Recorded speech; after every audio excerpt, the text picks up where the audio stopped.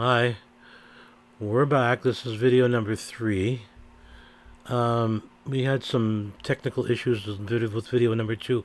There were whole gaps that were frozen, and it left out a fairly important story that I wanted to tell you about. I'm hearing lots of good comments. Thank you. I'm glad you appreciate it. I'm glad you appreciate seeing this face and hearing this voice. I thought you'd be sick of it after 3 or 4 years, or 5 years in some cases, or in some cases 6 years of listening to it. But I'm rather pleased that you look forward to seeing more of me. Why? I don't know.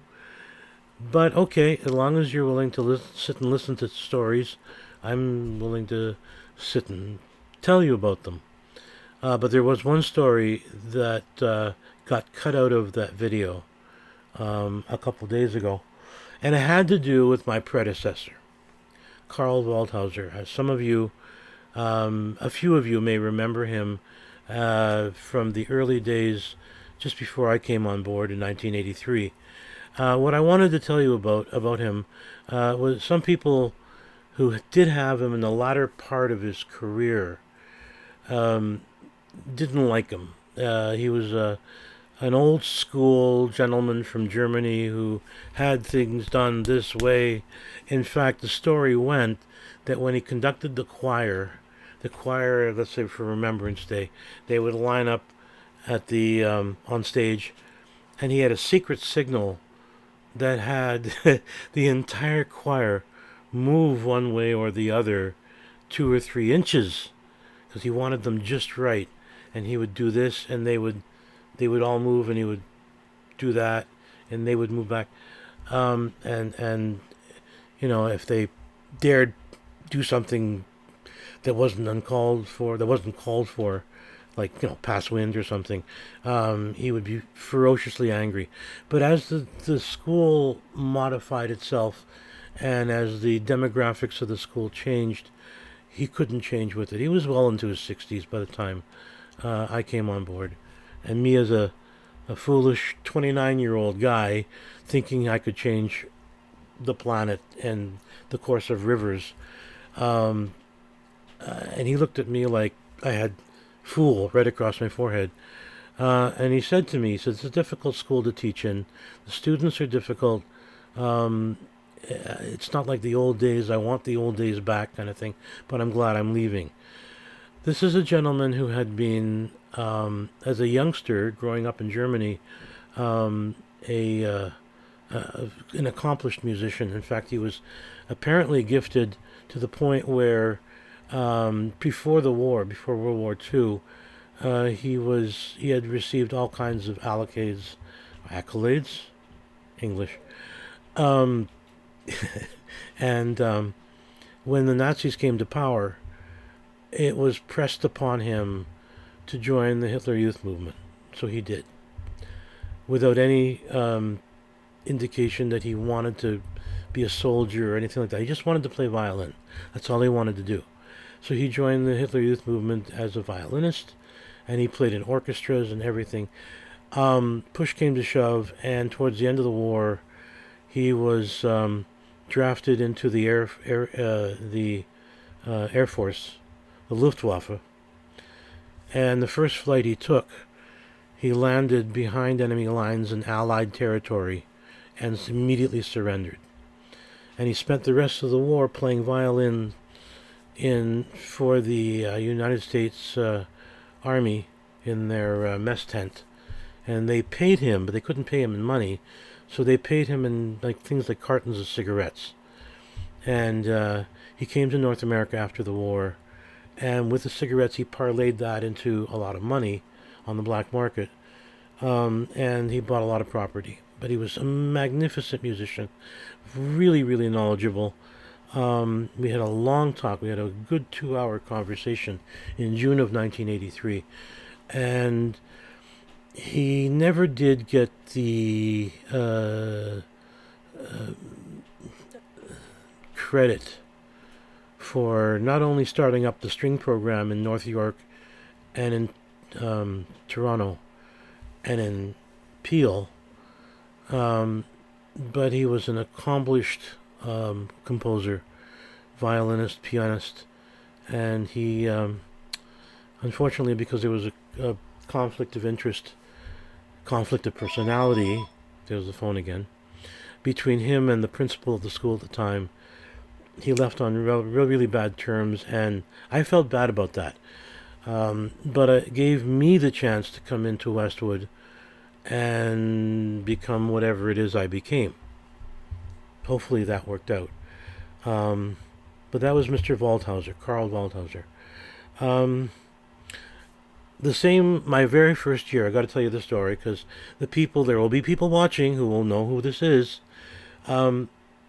Had a really good, talented student, senior student, grade 12, I think.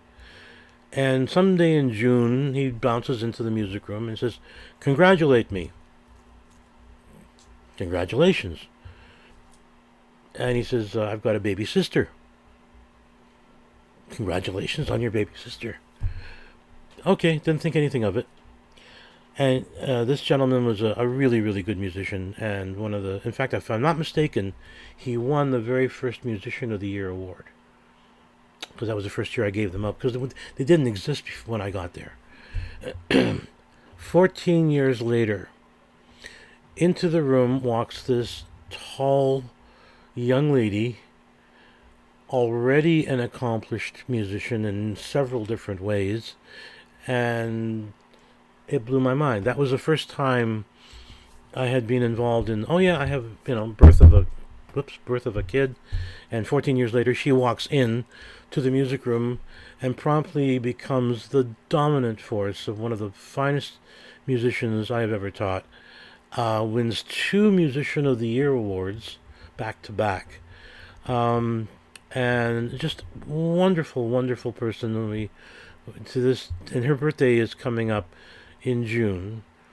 And so if the brother is watching, as I think he will be, and the sister is watching, who she might be, I want to wish her a happy birthday. And if it's 83, 3, 13, 30, almost 38 years old? Is that how long it's been? Okay, well, she's whatever. She's 28 years old. And I wanted to wish her a happy birthday, as it turns out. So that's out of the way. CJ, if you're watching, happy birthday. I think I missed it yesterday or today. It's one of those 2 days. CJ knows who I'm talking about. I hope you're feeling good, and a happy birthday to you. Thank you for the comments on the video. The videos. I hope to make them better. I hope to tell better stories. I try not to say so much. Sorry, my speech pattern. But it's it's one of those things that I'd like to continue, and hopefully I'll improve and be more comfortable staring into a camera instead of looking at a bunch of faces and seeing immediate feedback. I did have my own radio show. Some people know this. My first and second years at York University, way back in the early 70s, mid-70s, there was a radio station at Vanier College. And it was basically 2 rooms, a studio and a soundboard. And they had people spinning records and stuff like that. They had a morning guy on at 7 o'clock in the morning, and he was dreadful. Oh, he was terrible. And I thought, you know what? I mean, we listened to this. It's piped all through York University. And I'm listening to this as I'm going to classes first thing in the morning, and I thought, I can do a better job than that. So I walked into the Vanier radio office and I said, I have thousands of albums, which I do. They're actually right here. Anyway, I still have thousands of albums that I listen to. And I said, I could bring in my own albums and I could run my own show for 2 hours Do you have an opening? Well, yes, we do. First thing in the morning, 7 to 9, and then you can go to class. Okay, I'm game. And it pays $100 a week. In 1973, $100 a week was a lot of money. And since our textbooks were, I won't even tell you what I paid for my first year tuition. That's somebody's textbook in meds for the entire year tuition. So I did, and I started the next week, and I had a program running for a couple hours in the morning, and I would bring in jazz, or I'd bring in classical, or I'd bring in whatever, and I'd announce it and everything, and people were listening to it, and all of a sudden the interest picked up, and people who met me and said, "You're the guy in the morning? You look shorter than your voice." And I'm going, yeah, well, sorry. That's just me in the morning. Back in those days, you should have lowered your voice, and you had this kind of voice, and you got up real close to the microphone. Anyway, 2 years of it paid a lot of bills and paid a lot of books. Um, and then when I stopped, sorry, side story. At the time, it was being pumped through a cable company called Keble Cable, which is the forerunner of today's Rogers Cable. And it was pumped through mostly Downsview, which was at that time, and even is today, a heavily Italian-speaking neighborhood. And my producer was from Sicily. And occasionally we would do advertisements to help pay the bills. And one advertisement was from a car dealership. And they wrote it out in Italian. And I said to him, I don't speak Italian. He says, that's okay. I'm going to coach you through it. Okay? You just read it the way I'm reading it. So I read it in his dialect. Sure, we recorded it. It was a 30-second commercial. That was it. I went home. It aired the next morning, and apparently the switchboard, this was a Saturday, the switchboard at the radio station lit up like a Christmas tree. People didn't know I was Italian, and they wanted to know what part of Sicily I was from. So that was kind of cool. And I would get emails in Italian, not emails, letters, sorry, snail mail, in Italian, and I'd have to give them to him to translate them for me. And people wanted to introduce me to their daughter, and I went, no, thank you, I'm just fine. But you have such a nice voice, and you speak Italian so beautifully. So that was then. By the way, some of you also don't know this. In my very first year of university, I took music as a major, and I also took visual arts as a major. So I was a double major, which hadn't really been done. But when I auditioned for the music program in May or April of 1973, I came in and I auditioned. I brought in my portfolio, which was extensive. Lots of drawings, lots of paintings, lots of artwork, lots of sculpture. And I brought in a full box of compositions, because I've been composing music since I'm 10 years old. And on the board, acceptance board, were three professors, one art, two music. And the art person looked at my portfolio, didn't say a word, just flipping through. One of the music people was the chairman of the music program, and he was asking me questions on what I wanted to do, and I was interested in art history, I was interested in music history, what were my credentials, and I told him what I had done. And the gentleman looking through the box of compositions ended up being my composition teacher. And 20 minutes go by. Most auditions are half an hour to an hour. 20 minutes go by, and the gentleman looking at the compositions looks at the other guy and says, he's in. And the guy looking at my portfolio turns to the other two guys, goes, he's in too. So I got in, based on my work that I had worked on for years. Didn't play a note. For all they knew, I had no idea how to play a piano. But I got in, And when I sat down with the counselor who was picking my courses for first year, they took a look at everything that I'd done in my history background, and they said, we're not going to, you know what, this music course, we're going to give it to you second year. You're interested in archaeology, prove it. And I talked about archaeology and went, okay, we're going to give you that second year archaeology course. The bottom line was I took 5 courses in first year, all of them second year courses. Never took a first year course in my entire university career. In second year, I took all third year courses. In third year, I took all fourth year courses, and so on. It shook a few people up, and because people, my classmates in some of the courses were older than I was, and and some of the people that I would hang out with were all taking first year courses, and how come you're not in my class? Well, I'm taking second year course. So that's something about me you might not know. Also, the fact that I'm ambidextrous. I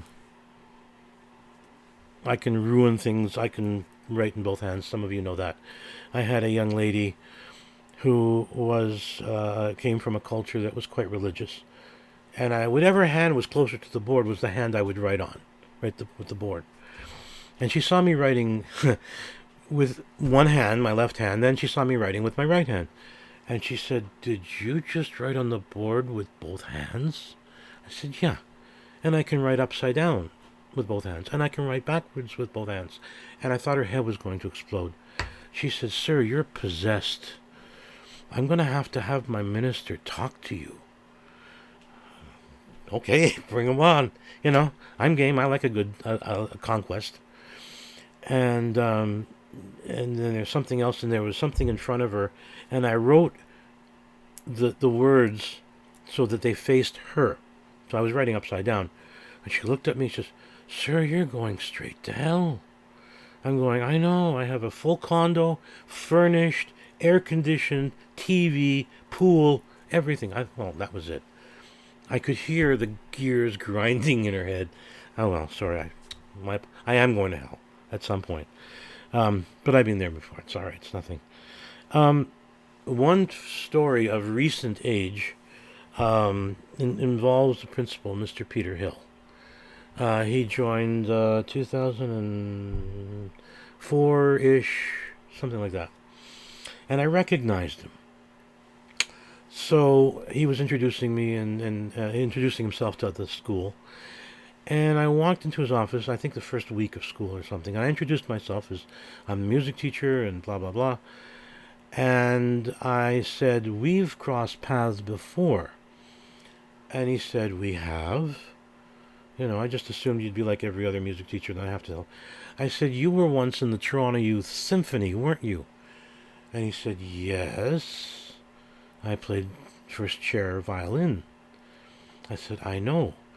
I was the timpanist. I was the percussionist. I sat right behind you.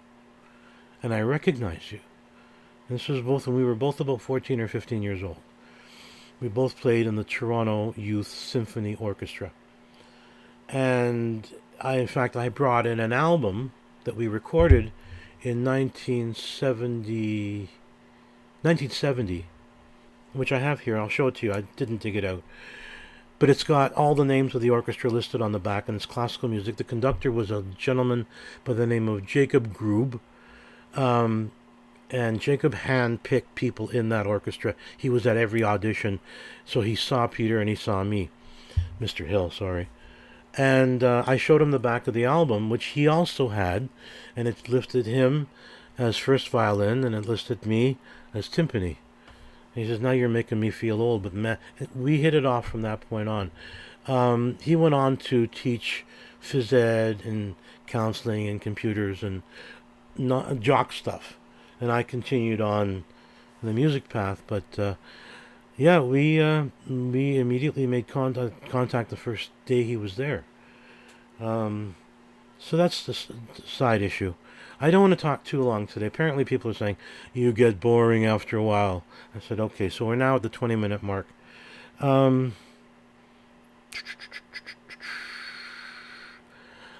If you have comments, I will talk about recent events.